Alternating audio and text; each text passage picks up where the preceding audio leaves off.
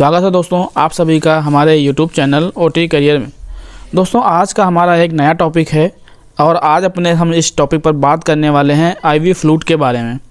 और IV fluid में आज हम बात करेंगे DNS के बारे में, क्योंकि जब कभी आप हॉस्पिटल में जाते हैं तो आप देखते होंगे कि आपको फ्लूइड चढ़ाया जा रहा है और वो फ्लूइड में कई सारे बोतलें हो सकती हैं, जैसे कि RL, NS या फिर आइसोलाइट M या फिर DNS या फिर D5 D या फिर D10।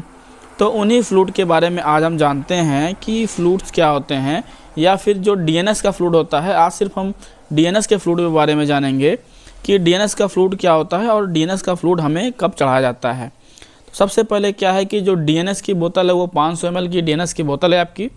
और DNS का क्या है, कॉम्बिनेशन दो चीज़ों से बनकर बना है। उसमें सबसे पहला क्या है आपका डेक्सोज है और दूसरा क्या है नॉर्मल सलाइन। तो डेक्सोज और नॉर्मल सलाइन का कॉम्बिनेशन है DNS। और क्वांटिटी की बात करें तो 500 ml में उपलब्ध है ये। तो DNS जो डेक्सोज है हमारा क्या करता है, जो हमारा हाइपोग्लाइसेमिया या फिर कहें कि हम जो शुगर का लेवल कम हो गया है उसको बढ़ाने में मदद करता है। और नॉर्मल सलाइन क्या है, हमारा जो भी हमारा इलेक्ट्रोलाइट इनबैलेंसिंग है उसको मेंटेन करने का काम करता है।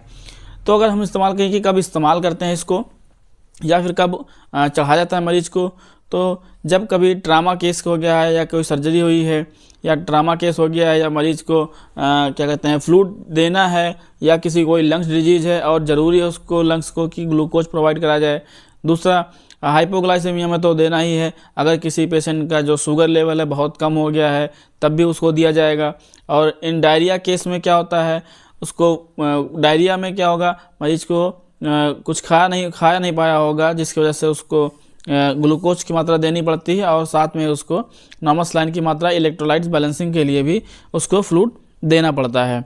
तो इस तरीके से क्या है, हमारा जो नॉर्मल सलाइन है वो 500 ml की बोतल को जब भी कभी डिहाइड्रेशन के केस में या फिर हाइपोग्लाइसेमिया के केस में या फिर फ्लूइड रिप्लेसमेंट के केस में या फिर किसी लंग्स की डिजीज़ में जिसमें आपको ज़्यादा से ज़्यादा लंग्स को ग्लूकोज की मात्रा चाहिए होती है एक्टिव होने के लिए, उस केसेस में क्या है हमारा जो ग्लूकोज है DNS को हम चढ़ाते हैं। ये जो कि बहुत ही इम्पोर्टेंट है और सभी अस्पतालों में बहुत ज़्यादा इस्तेमाल होता है जब मरीज को दिक्कत होती है।